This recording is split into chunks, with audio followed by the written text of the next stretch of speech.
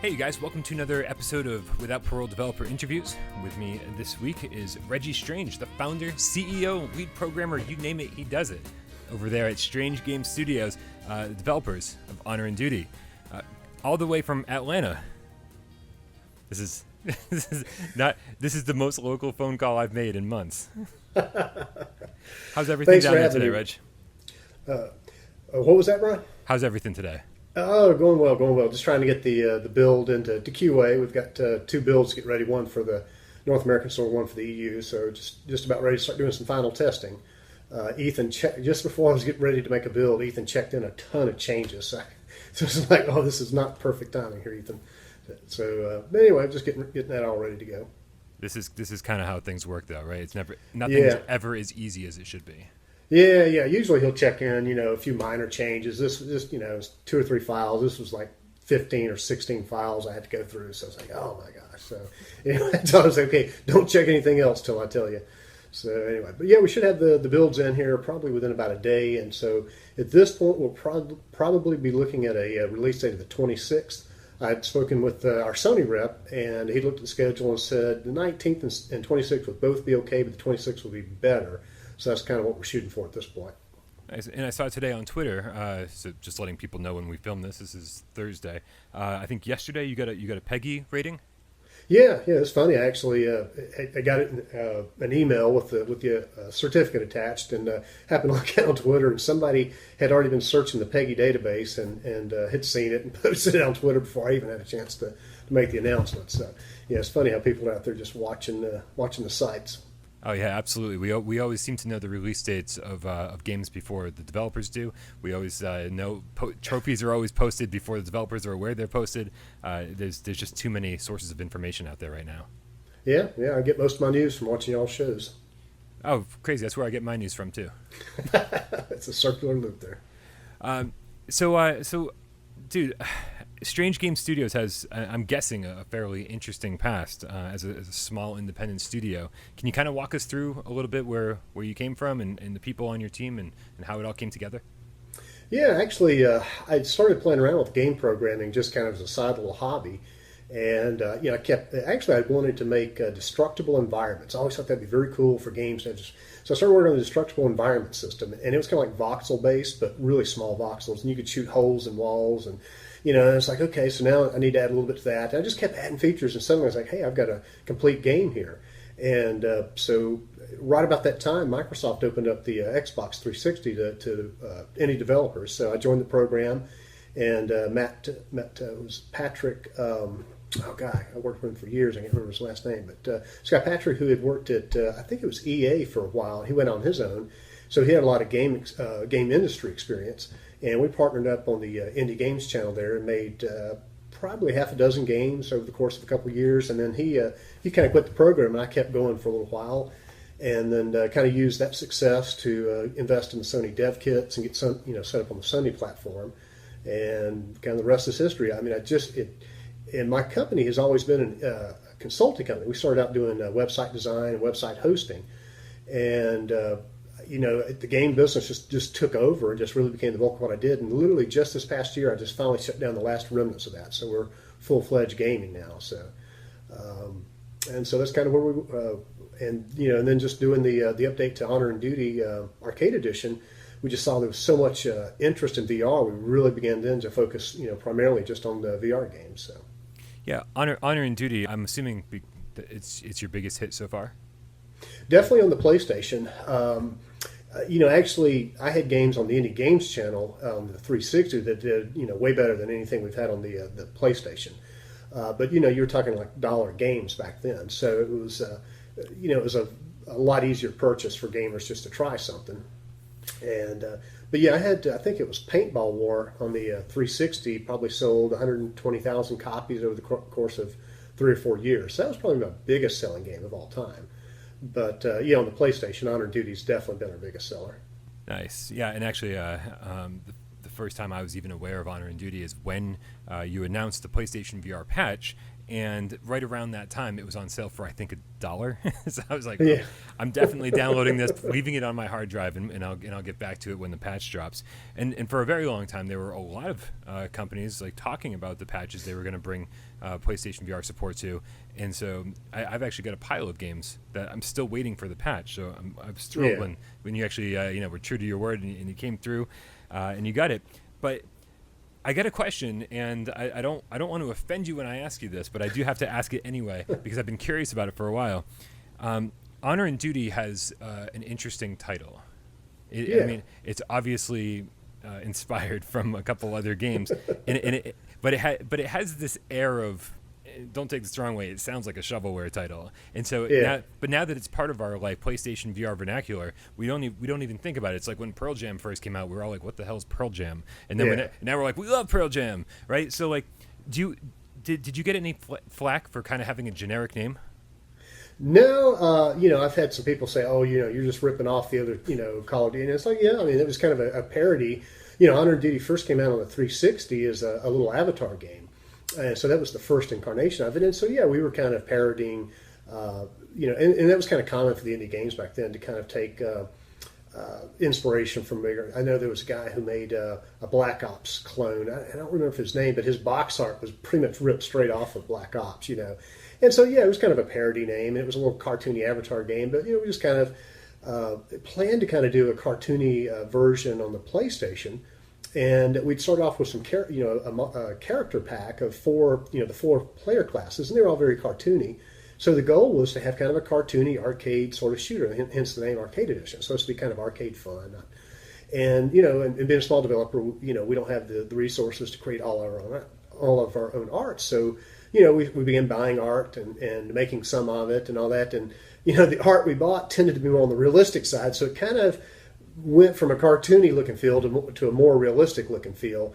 And it's like, well, we just kind of live with it at that point. And so, D-Day is really kind of going back to the more cartoony origins of it. And, like you say, now it's just kind of, it's kind of out there. So, it'll definitely be the name going forwards for our whole franchise now. I think it's a little too late to try to come up with a different name for our first-person shooter genre. Yeah, I mean, it seems to be working for you. So, if it's working, why not stick with it? And I have to say, when that patch did finally drop, our dollars were definitely well spent because as far as the PlayStation VR community went, this was our first bigger multiplayer game in terms of running around with an aim controller and shooting each other. Up until that point, I think we only had. I think the co-op in Farpoint was as close as we got, and even that we weren't. It wasn't 1v1. It was co-op. So this was. I remember jumping in with all my friends, or my online friends that I've still never met, and we're so excited because we're running around like this is so much fun just to like run around and shoot each other in VR. Yeah. It's definitely a different experience for sure. Did you have a lot of problems taking a game that was obviously not built for VR and then kind of like shoving it into the PlayStation VR format? Shoving it in the format, no. Getting it through VR, yes. Because it was never, designed for VR. I mean, we weren't really that, worried about the frame rate. It was a budget shooter, so we weren't too worried about, maintaining 60 frames all the time. I mean, we wanted it to be, a good experience. But if it hit the 40s, 50s, we weren't, that concerned. But yeah, suddenly now when you got to get through VR consult and you've got to maintain 60, yeah, it was quite a challenge. We literally had to go back and take and copy every level and strip out stuff like grass and flowers and, just like your terrain details and just optimize everything to get it to pass. And we still had to get a waiver for Arcade Edition to pass because it couldn't maintain 60 all the time. But it maintained it enough, they gave us a waiver on it. So, yeah, that was a challenge. And I think... it seems like they sent us the aim controller around April, and I'm thinking by like September maybe we were, kind of had it ready to go and went into VR consult, and it just took months and months and months. And we finally didn't release till like I think February, so that just tells you how long it took to get through the VR process, for a game that was never designed up front. Contrast that with, D-Day. I think it maybe took a couple of months to get D-Day through. and it was basically arcade edition with a lot of enhancements. So we really started with a game that already had passed, and it still took a couple of months to get through. But we had added some things and did a few things differently that kind of affected it. But so. I remember reading the blog post you made about having to strip out like things like grass and rocks, and I was like, oh man, this is gonna be a shit show. It didn't really inspire confidence. And then when we finally played it, we were like, oh, this isn't bad at all. we were pretty excited. Yeah. But that also, like, I hate to ask you to speculate about other developers and what they're doing, but I'm going to. And because when I go on the PlayStation Store, I literally see hundreds of games, and I'm like, why don't they bring PlayStation VR support to this? Like, I think that there's so many titles that would benefit from a PSVR patch. We've seen it a couple times, but not a lot. Do you think your experiences are a good indication of why we don't see more of that? Perhaps. People don't realize just how much time it takes to do even small things sometimes. I mean, sometimes adding, something to the menu. I mean, you don't think anything, just put a button in there or whatever. Well, you got to go in there, and then you've got an order of progression through the button. So you've got to go in there and say, okay, this button no longer moves to the next button. It's got to move to this one, and you got to move things around. You got to stretch things, and so just adding a simple button sometimes can be a fair amount of work. You just don't realize it. So when you're talking about adding VR to a game, it's a lot of work. So I think that's possibly part of it. If you've got a developer and they've already got a timeline for things they want to do, they may just not have the ability to do it. They may not feel that it's going to add that much sales to justify the 6 to 9 months it may take to take a flat game and add VR. But our game engine, we keep it pretty portable. So I mean, I could take Arcade Edition and basically turn it into RC Airplane Challenge, which is our probably will be our next game. And so it's very flexible. So, the investment we made, we can take that and leverage it for every game going forward. So, but yeah, if you don't have that, if you're taking your flat game, you've got a lot of work ahead of you to get ready for VR. So some developers just may not have that ability, or they may have, if they're a larger developer, they may already have, games that are lined up from other, outside sources, and it's just not feasible. So I can't speak for why, but I will say it's not just a simple thing of, spending a few weeks to do it. Yeah. In my head, man, there's just like a massive switch that all they have to do is flip it, and everything's good, man. This is why I don't make games, because I don't have a switch like that. But with Honor and Duty, now that you've got the sequel in the works, you changed the art style. You're building it from the ground up with PlayStation VR support in mind, and so this made development easier, I'm assuming. I'm sorry. You're asking what made the development actually easier? I think it's a kind of a multifaceted question, like the art style specifically, and on top of that, knowing that it's a PlayStation VR title as well from the get-go. Yeah. Oh well, the arts. I mean, going with the cartoony art style, that really more or less just helped with the frame rate. So that is one big part of it. You're not having to optimize as much if you already start with something that's a little easier to render. But even with the art style. I remember Cameron, our artist, was talking. Goes, this is low poly, but there's still a lot of polygons for low poly. The models, they have that low poly style, but there's still a lot. So we still did have some issues with framing from that, but it definitely helped out. The textures. I mean, there's not nearly as many textures. They're not as big, so that helps. So the low poly style definitely helped with some of it, and basically taking Arcade Edition and just taking a game that was already ready for VR, and it's kind of like what we call an art swap. I'm just putting in new levels and new art, but it was still a lot more to it than that.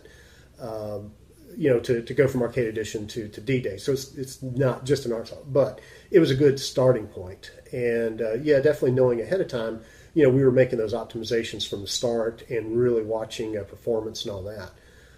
And I think it was probably the second or third beta before I really did some deep profiling and to look at everything that was taking up CPU time, and really went from 40s and 50s up to a solid 60 for most of the maps. Yes, I mean I think definitely it was a lot easier going in from the start knowing it was going to be a VR game versus Arcade Edition, where we're going after the fact and taking, I wouldn't say sloppy coding, but basically coding where you didn't have to worry about things, and then suddenly having to worry about that was definitely a lot of work. You've mentioned a few names over the course of the last few minutes here. Yeah. You said Cameron and earlier there's, but how many people are there currently on the team? It's myself full time. This is what I do full time, and then I've got a really talented artist, Cameron Brooks, and you'll occasionally see him tweeting out some stuff. I think he's at Wasteland on Twitter. And he does art part time for me. Fantastic job. He's the one who's basically made all the maps. Some of them we kind of started with some of the default maps that came with the art we bought, but most of them were things he kind of I'd kind of give him an idea and he'd go off and do it. And then I've got a coder, Ethan, and he works for me part time. And then I just brought on another part time coder, Paul. So it's kind of me and three others, but I would say between us, if you looked at how much time everybody's spending each week, I would say it's maybe like 1.5, 1.8, full-time employees, I guess, would be an equivalent. So I got you. And so, and I feel like I'm jumping around big time here as far as everything goes. But you'd mentioned the beta and dealing with frame rates in the beta and stuff. I really think that Honor and Duty D-Day really brought the term beta back from the dead. For so long, I think especially like AAA developers have been using the word beta as a glorified demo, basically, right? Being like, hey, here, be part of the beta, but really they're just trying to sell you the game. Whereas your game has gone through, how many betas at this point? Gosh, I would say at least 4. We were doing about once a month, I think, from the time it started, and we didn't end up doing one in January. So let's see, I think September. Yeah, so at least 4, maybe 5 rounds at this point. And you're using it as a beta. You're actually getting feedback from the community and like learning and like trying to figure out what works and what doesn't, right? Yeah, and it's amazing. I don't think people realize just how much influence they can have. I know I was talking about this a few weeks ago where, somebody had emailed me, and I think this guy was a streamer, and he said, hey, you really should put a kill feed in there. And, streamers will like this because, in their streams it shows this. And he was saying like you could use a kill feed and kill stacking. I thought, that's a good idea. I mean, and so I looked at it, and I think Ethan actually did that. He set up the kill feed. And so it's like one person's suggestion, impacted the game. And, here's I don't know if I'd say a major feature, but it definitely, adds to the game when you can see the, who killed who and what weapon they killed them with and all that. So, but yeah, we definitely listen to a lot of the feedback. And sometimes you'll have people say, this needs to be faster. And somebody will say, oh, this needs to be slower. It's like, well, can't please everybody. So you try to kind of, pick what you think the majority are going to like. And then sometimes you'll have somebody, just request something. You think, well, that's not going to be too hard to do. I don't see any reason not to do it. So sure, let's put it in there. If it's going to add to the game, and I think it's a worthwhile feature. And then, you get a lot of requests for things. You're just like, that's just, nobody's going to care about that. And so you say, yeah, that's a good idea. We'll see about that. And you put it on your list. But yeah, we definitely have, got a lot of features from the game that come from request. And, you find so many bugs when you do something like this, because I don't think people realize it, but when you're developing, you play the game a certain way. And, you play it, you don't think about it. When you go into a map, when you go to test this, you go a certain way, you pick a certain route, you pick a certain weapon. And when you put it out in the open beta, you get all these people doing things differently than what you do them, the way you do them. And that brings out the bugs. So it's really helped us find a lot of things that we would have never found on our own, just because it's the difference of the way people do things, different orders. And, it always cracks me up when I see somebody finds a way to get outside of a map or some little bug, and they find out a way to get out, or it's interesting the things people come up with to cheat the system or whatever. So that's always kind of fun. And of course, the best addition to your game has been when you recruited a young, handsome voice actor for your announcer. Yeah, that was funny when people said they thought you were in the game playing with them when they heard your voice. It was so random. I think it was I think when we were still doing the Midnight Games cast back when Michelle was on the show. I think I said Greg Miller got a job doing the voice of Carl the Crab on Island Time VR, and I basically was like, good for him. If my voice was ever in a video game, I would consider my life complete. And like literally the next day I got an email from you being like, so you want to do this? I was like, yeah, I do. That's cool. And for anyone curious out there, it's not something I get paid for. I have no stake, no stock at all in the success or failure of Honor and Duty D-Day. It was just something I did for fun, and I'm super thrilled to be part of it. So thank you for including me. Yeah, we appreciate your work on it. It turned out real good. So yeah, I've got a few more lines I may send to you here in the next few weeks if you have time. So Hey, you want to do it live right here on the show? We can exactly. tell me what to do, and I'll give you 50 takes, and it'll be real boring for everyone watching. Sounds good. Yeah. In fact, I don't want to stay on this too long, but it's funny. I was when I was first sending you MP3s or WAV files of my voiceovers, I would like take the 5 best takes and just like chop them up and send those to you. And then eventually I was just sending you 10-minute files of like me screaming at the sirens outside my window and stuff. I'm like, what the fuck? I'm trying to get work done over here. I was like, oh, Reggie's going to think I'm crazy. No, I've seen the show enough to know what goes on up there. So you already know I'm crazy. Yeah. Nice. Aren't we all a little bit? A little bit. So as far as, obviously you got a ton of positive feedback and a ton of constructive criticism as far as the betas were concerned. But as I feel like as we see the PlayStation VR audience grow, along with that growth, it comes, initially I think the early adopters were a very positive group, and they were like, oh my God, VR is amazing, and this is so incredible. And every new release and every little thing that we were given, we were like, this is incredible. But now it's like sort of it gets adopted into the mainstream. I've been seeing a lot more negativity, especially from people wanting AAA games and being like, well, I'm sick of these little tiny games and I want a AAA game and this is all I care about.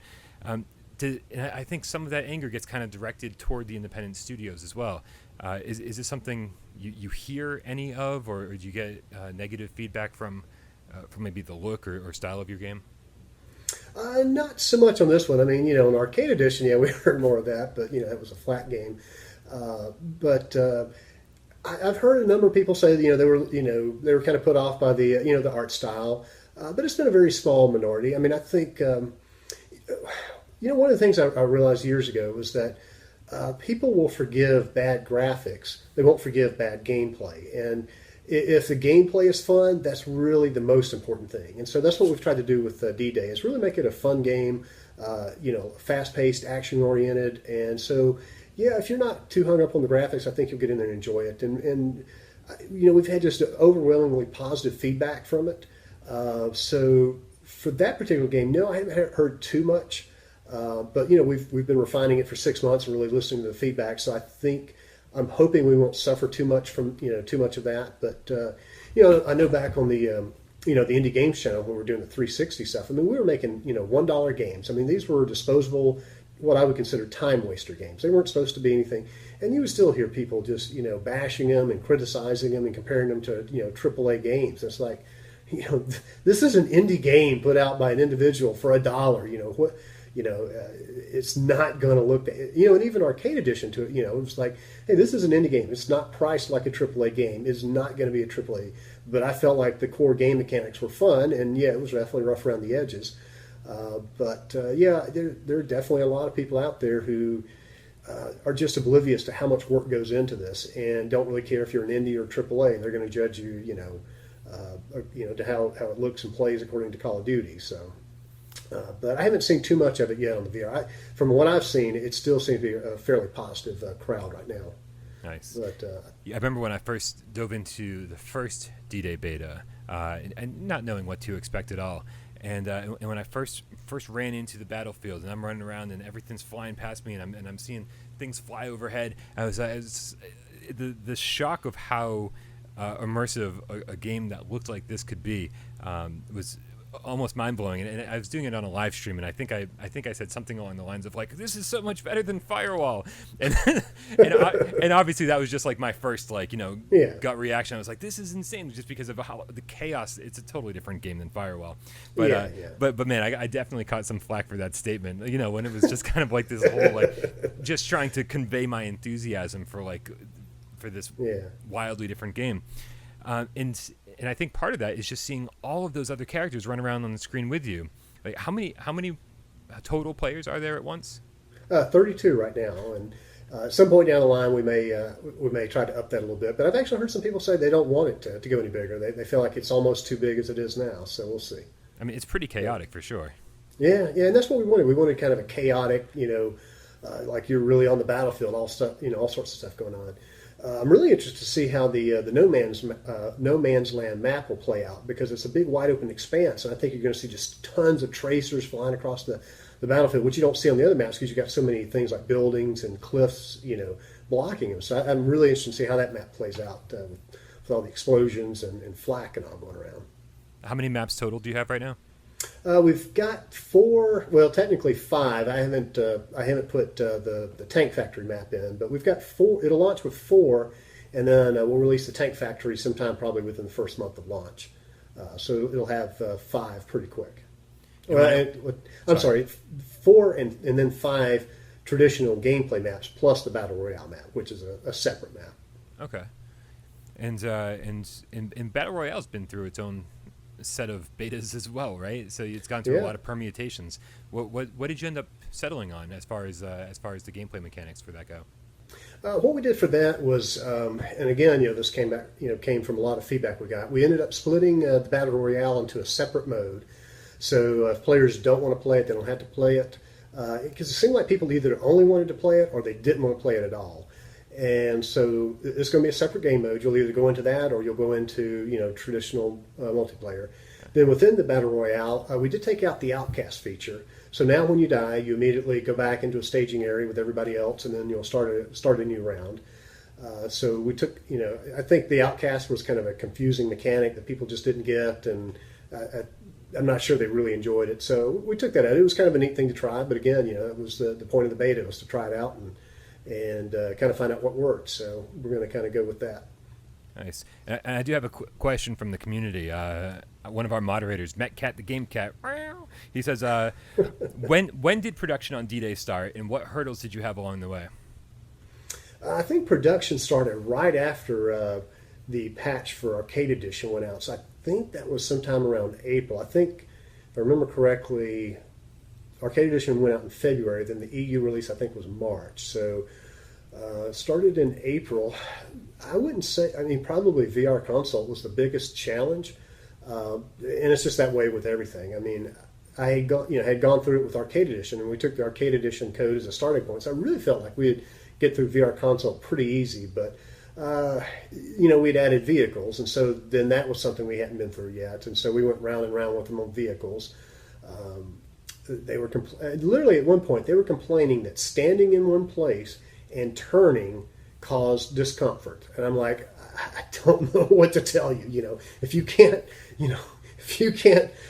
play the game, not moving around and jumping or anything, but literally standing and turning causes, and so. That was probably the biggest challenge. But other than that, we've completely rewritten everything from Arcade Edition. I think within the first month or so of Arcade Edition's VR patch, we had stripped out a lot of the other code and replaced it with our own. That was just for online, and now we've completely redone everything. So everything's a lot more efficient, and so that was a little bit of the effort involved in getting everything ready. It was just kind of redoing the entire code base we had. But now that that's done, we've got a really efficient engine, and like I say, I don't know that there was really too many challenges. I think the initial challenge of getting everything for Arcade Edition and into VR was probably the biggest thing. So it was kind of smooth sailing the past 9 months. Just a lot of work. And even getting the frame rate of 60 wasn't that bad. Just went in and profiled it and looked at all the functions and picked out stuff that was not soaking up the time and went in and improved them. So I don't really remember anything being too bad than VR console. And I keep hoping one day Sony will just do away with that. It's just such a nuisance. And the people in the VR testing group are just not. They're so out of touch with what's going on in the VR community. And I have to think that they must use different people every time. I wonder if they bring in people off the street to test with. Because if you think about it, if they were doing this regular testing every day, they would start to get used to things, and they would be less sensitive. But they don't seem to be any more okay with movement settings and all than they used to be. So. And you've been a little bit more transparent about the certification process and about getting ratings from the ESRB and PEGI than most developers have. I think it's annoying to some of our viewers, and it's concerning to somebody like me when you see a game come out here in the States and then 6 months later it's still not out in Europe. Can you explain any of your experiences that you've had with all the different territories and trying to get ratings and trying to get through cert? Yeah, I can say, I mean, typically, I don't know what it is about the EU, but they really, and I don't mean to be disparaging about this, but they are just behind the times and everything. I mean, even in, you've got the PEGI ratings board, which is an independent board. I mean, stuff like you can't send them a payment electronically. You literally have to go down to the bank and do a wire transfer. So, it takes a couple hours out of my day just to handle that. I mean, in this day and age, I cannot believe that you can't use a credit card, you can't PayPal, Venmo, anything. You literally have to do a wire transfer. Now, you can like send them money and set up an account and have it on file, and have funds, but still, you still have to go down and do a bank transfer. That's just one aspect of it. And then, and then even within Sony's European division, they're not as automated as like the North American branch is, and so that makes things a little more difficult. So it's just, I don't know what it is about the EU, but it just seems like in all aspects that I've dealt with, they just don't have the automated systems in place to make it a lot easier to get these things out quicker. But over here, the ratings are so much easier, and I think that's probably one of the bigger challenges is that, over here you can, it used to be you could go on the ESRB website and get a self-rating for a digital product, within minutes, and it was free. And you could never do that in the EU. You always had to go through the PEGI rating service, which was about $300 if your game was less than 400 meg. If not, it was like about $1,200, factoring in the exchange rate. So, you got a small indie studio. It's like, well, am I really going to, justify that? I mean, am I going to get a return on my investment for that?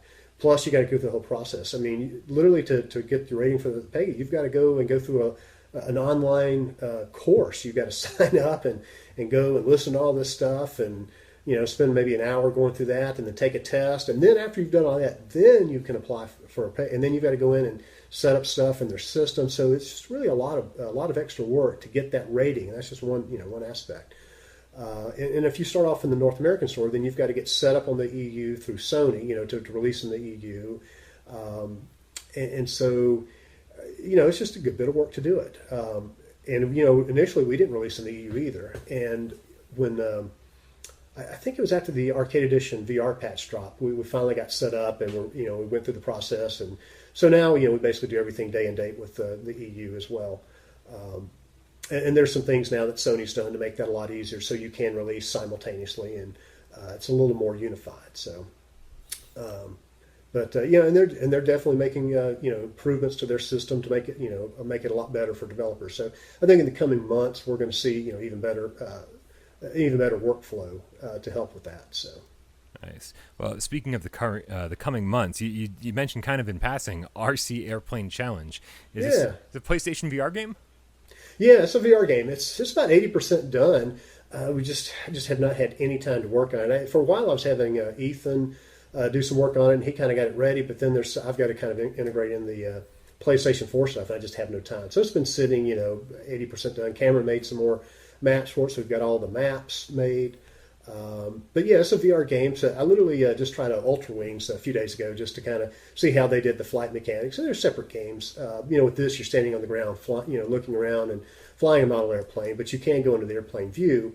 But unlike Ultra Wings and the flight sims, you're kind of, watching behind the aircraft. So it's a little different mechanic, but it'll have different modes. It's got a free flight mode, a balloon pop mode, which I know Ultra Wings has got. And I have a feeling somebody will accuse us of copying them, but this is actually a game that came out on the 360 probably 5 or 6 years ago. So we're basically doing the same modes we had in that. We're not doing the race mode that it originally had. Let's see, balloon pop and ring mode, so you can fly through the rings. And I'm trying to think. There won't be any multiplayer on it initially. We might add that at a later point, but this will probably just be a little single-player game. But this will be one of what I call our casual games. Games like Honor and Duty will kind of be our big titles that'll probably be a 9 to 12 month release cycle. But we've got a number of little casual games that we want to do that'll hopefully be more like a 3 or 4 month development cycle. And this will be the first one.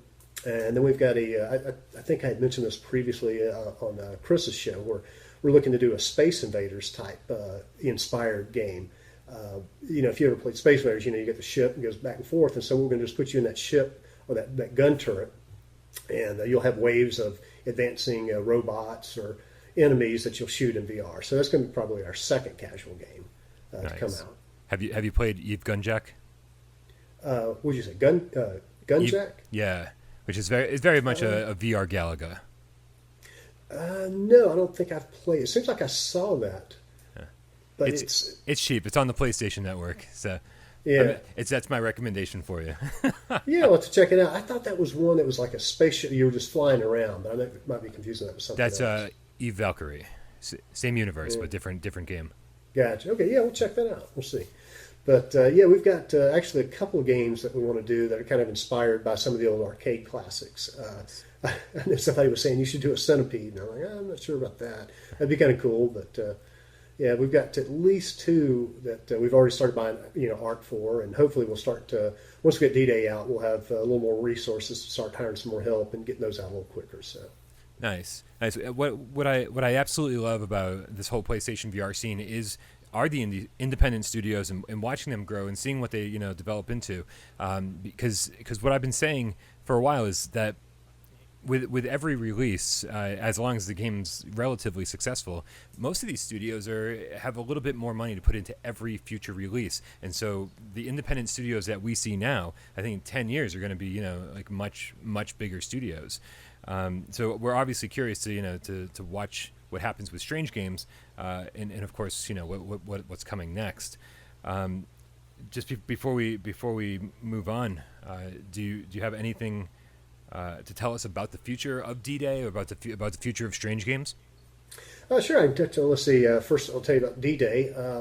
We're going to be, adding. We'd already mentioned about adding planes. So I think once we get the release out and do any first week, bug fixes, we'll probably look to start adding planes. We've got the single player expansion planned, and we're hoping to have that somewhat ready, towards the end of March, kind of ready for, kind of a final testing pass.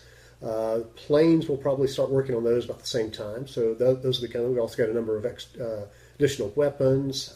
We've, right now the beta has only had 4 character models, and we've actually got about 12, maybe 16. I'm not sure.